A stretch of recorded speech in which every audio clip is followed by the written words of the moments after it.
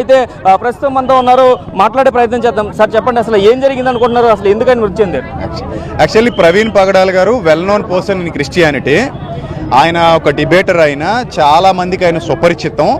So ఆయన చేసినటువంటి బోధలు కానివ్వండి, ఆయన చేసినటువంటి డిబేట్స్ కానివ్వండి, ఆయన రాసినటువంటి పుస్తకాలు కానివ్వండి, ప్రసంగాలు కానివ్వండి, క్రైస్తవ లోకానికి అంతటికీ సుపరిచితమైనవి.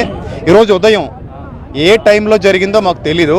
దివాన్ చెరువు హైవేలో 4th బ్రిడ్జ్ దగ్గర ఆయన రోడ్డు పక్కన అనుమానాస్పద స్థితిలో మృతి చెంది ఉన్నారు ఒక బైక్ మీద.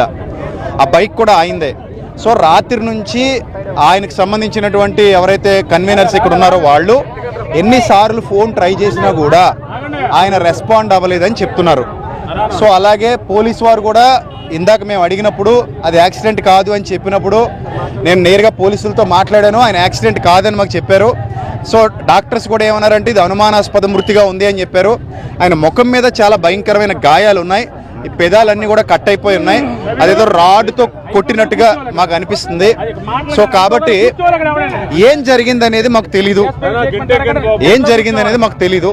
సో ప్రభుత్వం కానివ్వండి, పోలీసు వారు కానివ్వండి, చట్టం కానివ్వండి, సమగ్రమైన విచారణ జరిపి ఆయన మృతి వెనుకున్న కోణాలు మంచిగా సమగ్రంగా దర్యాప్తు చేసి అసలు ఆ మృతి ఎలా జరిగింది అనేది క్రైస్తవ సమాజానికి తెలియజేయాలని మేమందరం కోరుతున్నాం. సో వాళ్ళ కుటుంబం కూడా హైదరాబాద్లో ఉంటుంది. ఆయన ఇక్కడ వ్యక్తి కాదు యాక్చువల్లీ. సో ఎక్కడికి ఆయన బైక్లో ఎందుకు వచ్చారు? ఆ బైక్ మీద మరి అక్కడ డివైడర్ లేదు, సో ఏమీ లేవు.